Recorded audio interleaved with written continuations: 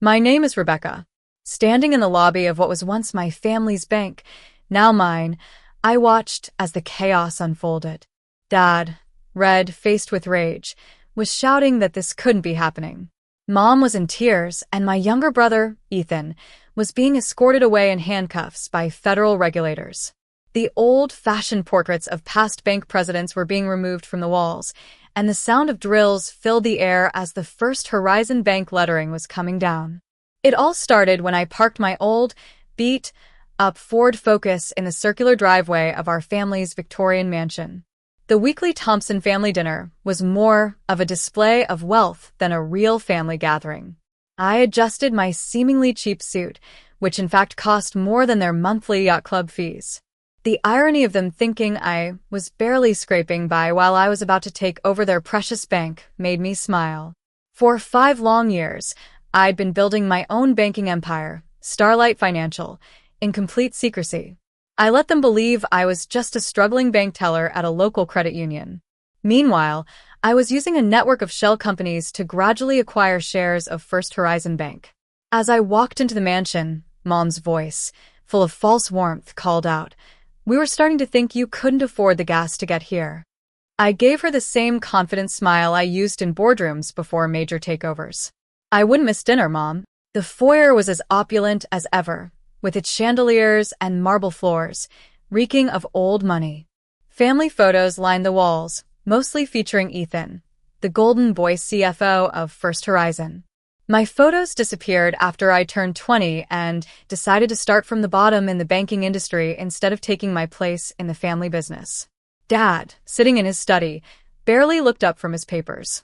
"There's a junior teller opening at the main branch. Should I put in a word for you? You're still at that little credit union, right?" Ethan, emerging from the dining room in his designer suit, smirked. Working with those small accounts must be so tough. During dinner, Dad mentioned the upcoming board meeting. "Rumors of a potential buyer have everyone on edge," he said, cutting into a steak. Ethan nodded. "I've checked all the candidates. No one has the resources to take over First Horizon. Our family's legacy is safe." I hid my smile behind a sip of wine. They had no idea that over the past 3 years, I'd systematically bought up their bank. Mom then started on her favorite topic. "That car of yours is an embarrassment. Can't you lease something nicer?" I calmly replied, "The Ford gets me where I need to go." Ethan laughed. "Where you need to go?" "The credit union and your tiny apartment. Real bankers show success." Dad chimed in. "First Horizon's new private client division is revolutionizing wealth management. You wouldn't understand, dealing with minimum wage accounts all day." I decided to test the waters. "Dad, how's First Horizon handling the digital transformation? I hear younger clients are going to more tech-savvy banks." His face darkened. "We stick to traditions that have served us well for generations, unlike those new age banks with their apps and digital currencies." If only he knew that Starlight Financial had developed a banking app that First Horizon couldn't even copy. Just then, Dad's phone rang. His executive assistant never called during family dinner. "Thompson speaking," he answered, putting it on speaker. The assistant's urgent voice said, "The bank's new owner is here for the board meeting and requests an immediate preliminary session." Dad stammered, "That's impossible. The meeting isn't until later." I stood up slowly, smoothing my suit. "I thought we could talk early. Shall we?" The silence that followed was deafening.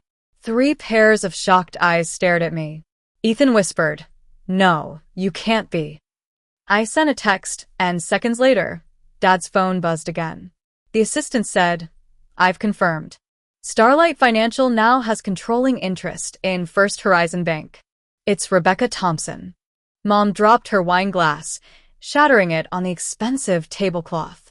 I pulled out the acquisition papers from my briefcase. "Now, about that digital transformation we were discussing." Dad tried to call it a joke, but I reminded him of the times he'd liquidated my trust fund and blacklisted me at major banks when I refused to follow their plan. Ethan scanned the papers and realized it was all real. "While you were playing CFO," I said, sipping my wine, "I was building something far bigger than First Horizon could ever be. I projected the figures of Starlight Financial on the wall. Our market cap was 15 times that of First Horizon, and our technology division alone was worth more than their entire operation. Dad stood up, saying he'd call an emergency board meeting. I told him it was already done, and the board members were getting their briefing packages.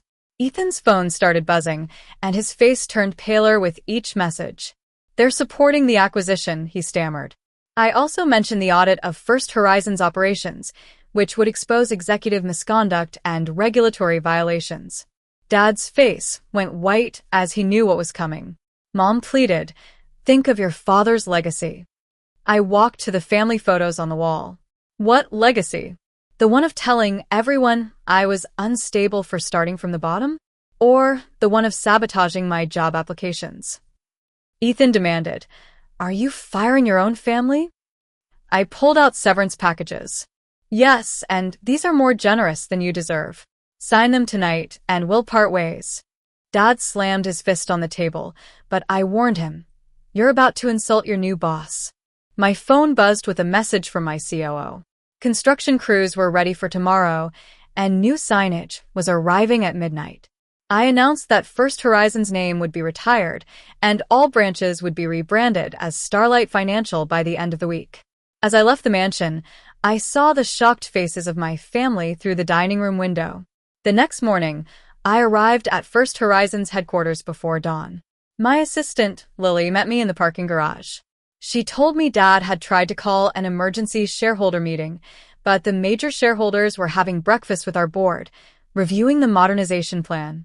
Ethan had tried to access the executive servers, but his credentials were revoked. Mom was in the lobby, demanding to see me. In the lobby, Mom said, "You can't just do this." I nodded to security to start removing the old portraits. Banking isn't about intimidation anymore.